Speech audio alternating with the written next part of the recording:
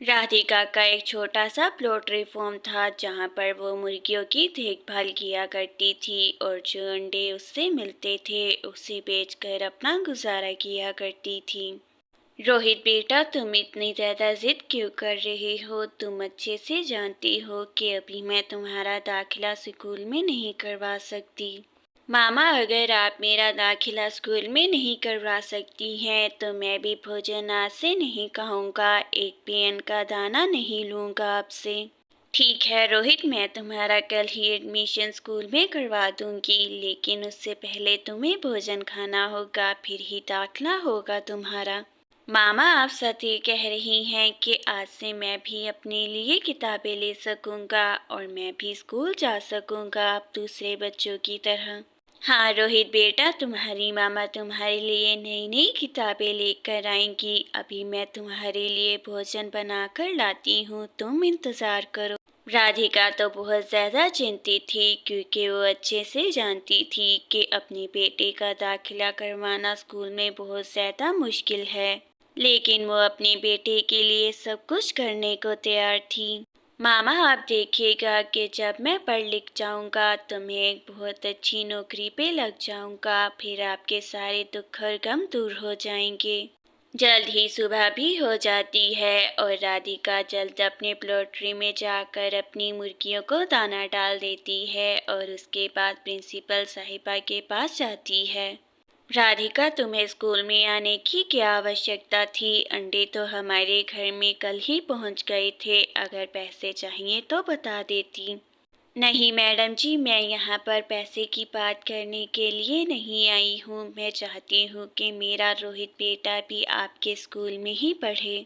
राधिका, वो सब कुछ तो ठीक है कि तुम चाहती हो कि तुम्हारा बेटा मेरे स्कूल में पढ़े, लेकिन इसके लिए उसे पहले इम्तहान देना होगा। मैडम जी, आप बिल्कुल भी चिंता मत करें, मेरा बेटा ये टेस्ट आसानी से पास कर लेगा। वो हर रोज बस पढ़ता ही रहता है किताबों को। राधिका, अगर तुम्हारा बेटा अच्छे से टेस्ट देगा तो मैं तुम्हें आश्वासन देती हूँ कि हमारे स्कूल की तरफ से उसे स्कॉलरशिप मिलेगी। राधिका भी प्रिंसिपल से बात कर कर घर आ जाती है और उसका बेटा कहता है, माँ जल्दी से बताइए कि प्रिंसिपल साहिबा ने आपको क्या कहा? आज तो आप सुबह ही सुबह स्कूल गई थी, उन्होंने क्या कहा? रोहित बेटा, अगर तुम अपना टेस्ट अच्छा दोगे तो मैडम जी ने मुझे आश्वासन दिया है कि वो तुम्हें स्कॉलरशिप ज़रूर देंगी।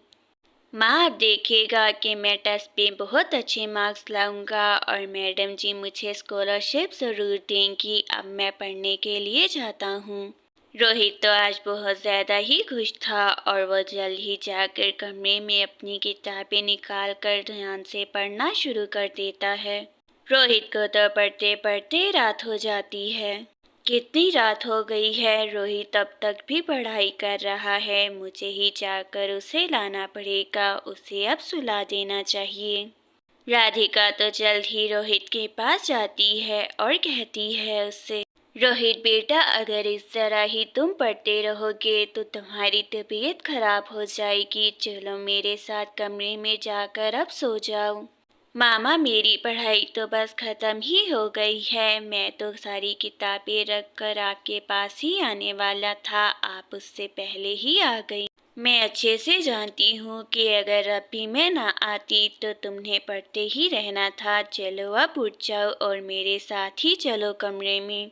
राधिका तो अपने बेटे को अपने साथ सुलाने के लिए ले जाती है। जल्द ही सुबह भी हो जाती है। राधिका, रोहित अब टीचर के साथ जाएगा और जब उसका टेस्ट हो जाएगा उसके बाद टीचर उसे अपने साथ लेकर आ जाएगी यहाँ।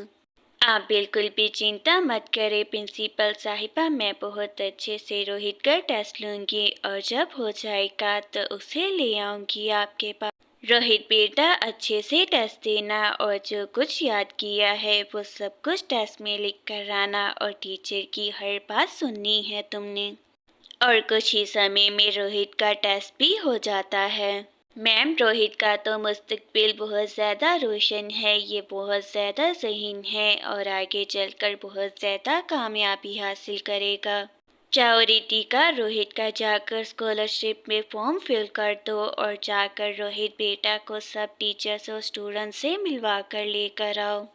रोहित को देखकर तो ऋत्विक इस तरह कहता है, रोहित तूने सोच भी कैसे लिया कि मेरे स्कूल में तुझे एडमिशन मिल सकता है? तुझ जैसे लो स्टैंडर्ड के लोगों को तो मैं कभी भी नहीं आने दूं। ऋत्विक बेटा, ये तुम रोहित से किस तरह बात कर रहे हो? आज पहला ही उसका स्कूल का दिन है, तुम्हें आज ही उससे माफ़ी मांगनी होगी। मैम, मैं तो इस अंडे बेचने वाले से बिल्कुल भी माफ़ी नहीं मांगूंगा। आखिर मेरा भी कोई स्टैंडर्ड है और मैं उसे गिराना नहीं चाहता हूँ। ऋत्विक की माँ भी ये सब कुछ सुन रही थी और वो बहुत ज़्यादा गुस्से में आ जाती है। तुम्हारी हिम्मत भी कैसे हुई कि तुमने मेरे बेटे को इस नीच लड़के से माफ़ी मांगने के लिए कहा? जल्दी से बताओ, तुम्हारी प्रिंसिपल कहाँ है? मैम, मैं तो ऋत्विक को बस इतना ही समझा रही थी कि किसी से भी हमें इतने बुरे व्यवहार में कभी भी बात नहीं करनी चाहिए। टीचर, अपना ये ज्ञान अपने पास ही रखो। मैंने अपने बेटे को सब कुछ सिखाया है और उसे तुम्हारे ज्ञान की कोई भी आवश्यकता नहीं है। इतना कह के उर्मिला वहाँ से चली जाती है। मैम, अगर पहले ही आपने मेरी बात सुन ली होती तो माँ इस तरह आपसे नहीं बोलती। अब देखिए ये लड़का और उसकी माँ कैसे निकलते हैं। प्रिंसिपल साहिबा, अभी इस संडे बेचने वाली के लड़के को यहाँ से निकाल दीजिए, वरना कोई भी डोनेशन नहीं दूंगी आपके स्कूल को इस बार। उर्मिला जी, आप इतना ज़्यादा क्रोधित क्यों हो रही हैं? आए बैठकर बात करते हैं, फिर हर मसला ही सुलझ जाएगा, आप देखिएगा। मैं यहाँ पर कोई भी मसला सुलझाने नहीं आई हूँ। इस बार आपको मुझसे भी और मेरी दोस्तों से भी कोई भी डोनेशन नहीं मिलने वाली है। प्रिंसिपल तो रोहित को जल्द ही निकालने के बारे में सोच लेती है। उर्मिला जी, आप तो बहुत जल्द ही क्रोधित हो जाती हैं। बिल्कुल भी चिंता मत करें, मैं आज ही रोहित को स्कूल से बाहर निकाल दूंगी। प्रिंसिपल साहिबा, मुझे तो पहले ही मालूम था कि आप इतनी ज़्यादा बेवकूफ़ नहीं हैं कि इतनी ज़्यादा डोनेशन को एक बार ही मना कर दें। देखो राधिका, तुम्हारे बेटे का स्टैंडर्ड हमारे स्कूल से बिल्कुल भी मैच नहीं होता है, तो तुम अपने बेटे को लेकर निकल जाओ यहाँ से। राधिका बेचारी तो वहाँ से बिना कुछ कहे ही चली जाती है। चलो रोहित बेटा, घर चलते हैं, काफ़ी समय हो गया है। तुम भी काफ़ी समय से यहाँ वहाँ घूम रहे थे, काफ़ी थक गए होगे। राधिका बेचारी तो अपने बेटे के मुस्तकबिल को लेकर बहुत ज़्यादा चिंतित थी। माँ, मैंने तो कुछ भी गलत नहीं किया था, उसके बावजूद भी प्रिंसिपल साहिबा ने मुझे ही स्कूल से बाहर निकाल दिया। रोहित बेटा, तुम्हारी मामा तुम्हारा एडमिशन इससे भी अच्छे स्कूल में करवाएंगी, बस तुम्हें मेरे बेटा थोड़ा सा धैर्य रखना होगा। राधिका बेचारी तो अपने बेटे को लेकर बहुत ज़्यादा चिंतित थी। एक दिन जब वो ट्रेन से घर जा रही थी तो उसे एक चमकीला पेन वहाँ पर नज़र आता है और उसमें आवाज़ आती है। उस जादुई पेन को देखकर पहले तो राधिका बहुत ज़्यादा घबरा जाती है, लेकिन फिर उसे समझ आता है कि ये ईश्वर का ही संकेत है। ईश्वर, आपका बहुत बहुत धन्यवाद जो आपने मेरी प्रार्थना सुनी। अब मेरे बेटे के साथ और भी बच्चे स्कूल जाएंगे। उस पेन से राधिका बहुत सारे काम करती है। राधिका बेटी, आखिर मैं केनिल पास में तुम्हारा धन्यवाद करूं। आज तुम्हारी वजह से हमारे बच्चों के पास रहने की जगह है।